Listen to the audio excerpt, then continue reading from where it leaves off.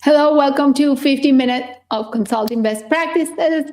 Happy Monday. I am Maria Isabel Rios, and I'm here with David A. Fields. Hello, David. Happy Monday. Happy Monday to you, Maria Isabel, and I hope you're staying warm down there. Yes, it's a little cooler than usual, but it's all relative. So thank you all for being here. Hello, Michael.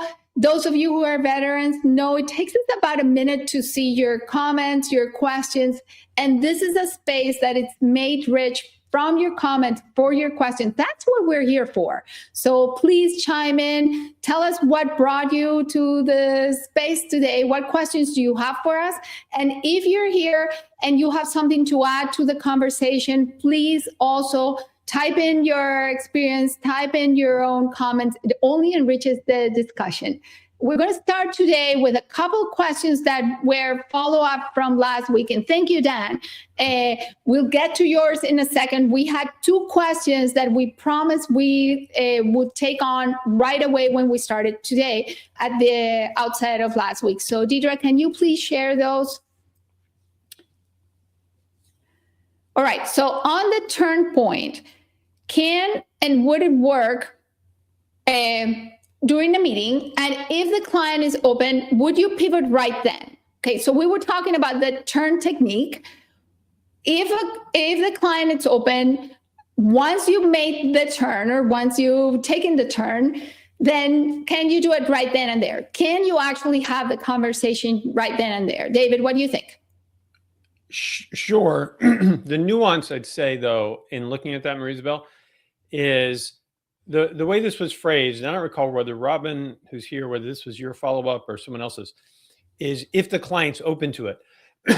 I would think of it differently, which is if the client requests it, meaning the turn, are you open to a separate conversation? And the client says, sure, yeah, we can absolutely discuss that. Then it's not for you to say, oh, well, let's do that right now. Right. If the client leads and says, yeah, sure, actually, let's discuss it right now. What do you have in mind? Then you dive right into a context discussion. But you follow the client. The mistake we see pretty frequently, especially with people who are new to the term and new to this, is pushing too hard. And all of a sudden you go into attack mode, in sales, and then you've compromised the relationship, even though you use the term. Right. Can you? Yes. Follow your prospect's lead. Maria Isabel, agree, disagree? What do you think? Absolutely, because what's the purpose of asking, are you open to having a separate conversation and having that door open, and then you're going to just plow through it, right, and switch into full sales mode? No, it's not an excuse to go into full sales mode. You still need to be right side up and have the conversation you're in, and your subsequent one be about the client. All right, Lisa, you had the question. Lisa, right. And Robin, hopefully what we just said is the recap. That's the turn. So that answered your question from right now. And the reason, David, what you were thinking, it was Robin's question, is because we also owed Robin an answer. So Deidre, can you please pull up Robin's question? Thank you. Oh, so okay. So the original is one a project. Oh yeah, I remember now. Right. And the sponsor had pushed this down. And Robin, you said you think it needs to go more senior than ever. More senior even than the sponsor. Okay. Right. So what do you think, Maria Isabel? If it's not just the sponsor, but someone that's even more senior that's needed for the project to go well, what should she do? So original question was a proposal, project, sponsor pushed the project down. How do you keep the stakeholders engaged? And it turns out that the stakeholders that need to be engaged are even more senior than the sponsor, right? So here's a suggestion, Robin, in that case. When you're deploying your project plan, when you're setting up your project plan, define the moments in which you would need those senior stakeholders to be involved. Make them really clear also for the sponsor, because the sponsor is going to want this project to succeed, even though they are no longer involved in it. And go out and have conversations. You need to be having those conversations with the senior stakeholders that are critical to the success of your project. Get introduced early on. get their take on what will make the project successful, which ideally you would have known as you were preparing a proposal, but get it known as you're kicking it off, right? To make sure that they are happy with the way you're setting it up and that you include their opinions, their point of view, their input in the way you're setting up the project, and that you keep them as part of your project deployment plan, right? So say it's a leader in a different division who's going to be critical to the success of your implementation. We see this happen often. Or that there is somebody who will approve then what happens in second phase within the organization. Involve them as early as your kickoff. Let them know that this project is coming and have your internal sponsor be your advocate for those introductions so that they can frame what's going on, right? And why is the organization investing money in your project? That's my take. David, what's yours? Yeah, well, it's similar. It's funny because I just said where consultants tend to be too aggressive, which is in the turn, or consultants tend to not be aggressive enough, is involving clients in their own success. Right. If you need a senior person to step up, create a conversation with a senior person, which is exactly what you said, Maria Isabel, and have them step up. Just tell them, for you to be successful, you need to step up. So to me, it's pretty straightforward. We have a lot of questions coming in. Right. I think we owe Dan an answer, right? That was what's next. So Dan asks, I have a follow-up question from last week. Okay, great. David was right about avoiding the sales mindset during outreach. Perfect. Yeah. Okay. I do recall hearing from David that you guys see a 25% project opportunity generation rate from outreach calls. This created a target in my mind and made me think, if I'm not close to that, I'm not doing it right. Should I have these targets for outreach? If so, how should we manage meeting, not manage them? Or should we not evaluate outreach in that manner? Okay. So what do you think, David? So the percentages aren't exactly right, but that's okay. Let's separate that. There are some good benchmarks on what you can expect from outreach, broadly speaking. And that's helpful because as you do a lot of outreach, you can look back over a quarter, for instance, over 3 months or 4 months or 6 months or a year and say, am I getting the right conversion rates? You don't want to look weekly and certainly not daily and probably not monthly. There's just not enough. You won't have enough data, but certainly over the course of 6 months. And if you are not getting the conversion rates, then it's worth looking into and saying, why? What's going on? If you're doing outreach, you're doing 1-1-1 outreach, which we recommend, and you're getting 1 out of 10, well, that's a problem because we know this generates 40% returns in terms of conversations or at least responses. Right. So something's wrong with 1-1-1. So yes, I would absolutely keep track and let that tracking guide your understanding of where your BD pipeline might need a little work. Now, did I answer the question, Maria Isabel, or did I miss something? I think you did. And there's one nuance I want to highlight. The percentages you just gave are for a network core, right? So if you're doing outreaches for cold contacts, the numbers look completely different, right? Nothing like that. So be mindful. Network core means you have warm connections, that there are decision makers or influences, but your connections are either warm or cool, but not cold. Okay, so you expect different different responses and different conversions rate. And the 20% is from conversation; it's not from original outreach. But so we can do actual benchmarks another time, a different time. But Dan, let us know if that answered your question. Yeah. For sure. And then Todd asked, excuse me, my friend just had a consulting contract get scuttled because the person who hired her thought they had authority to hire a consultant. Oops. Ooh.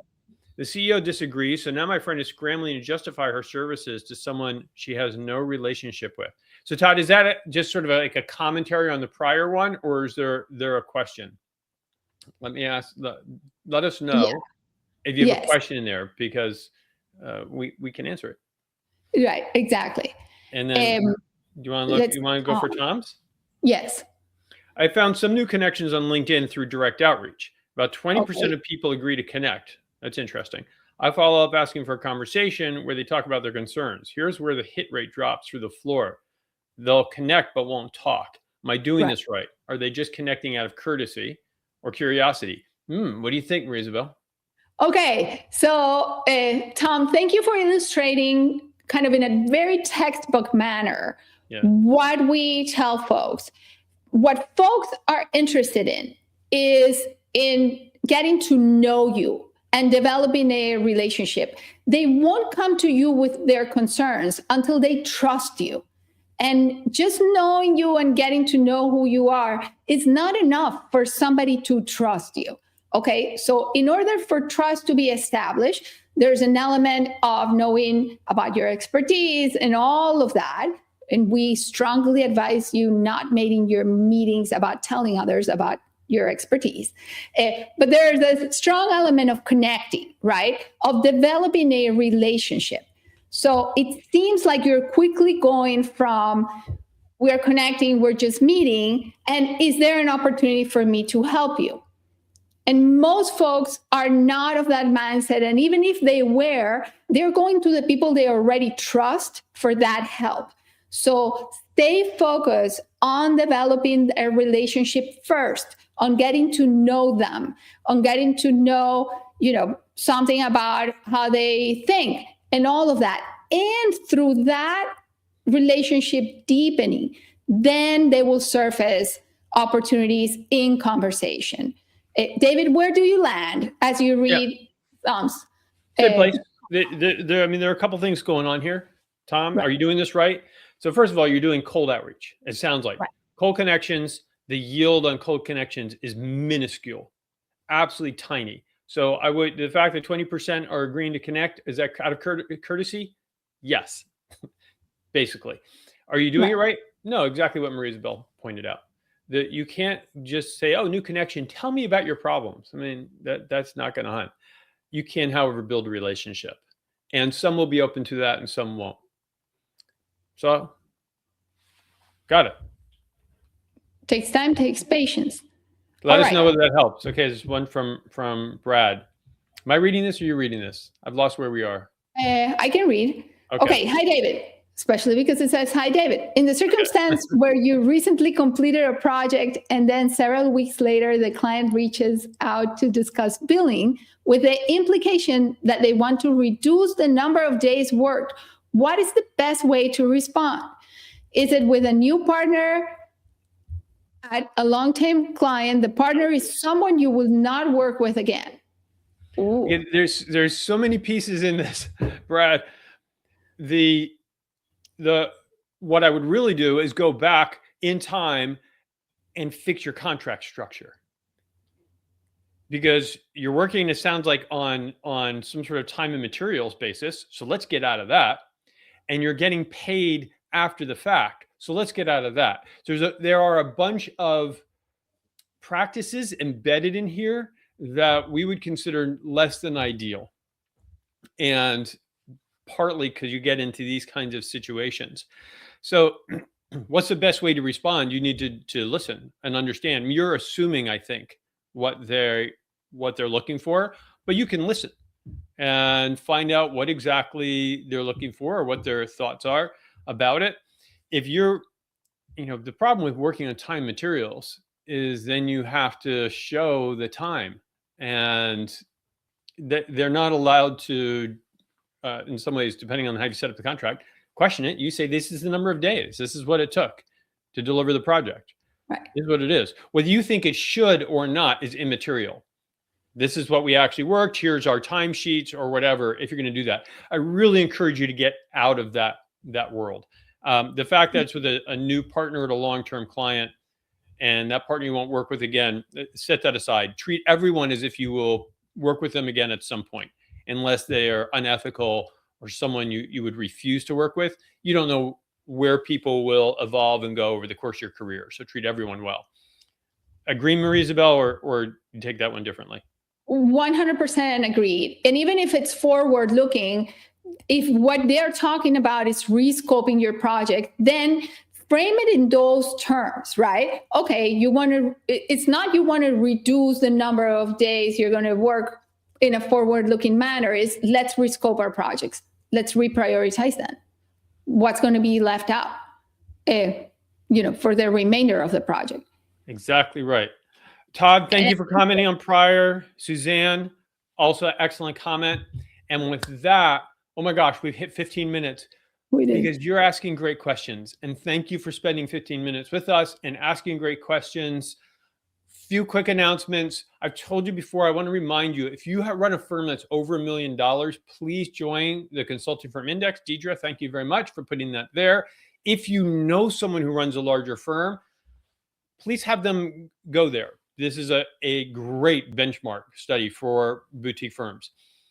And in addition to that, Monday Live, put that in your calendar. Thank you, Deidre. It's over there somewhere.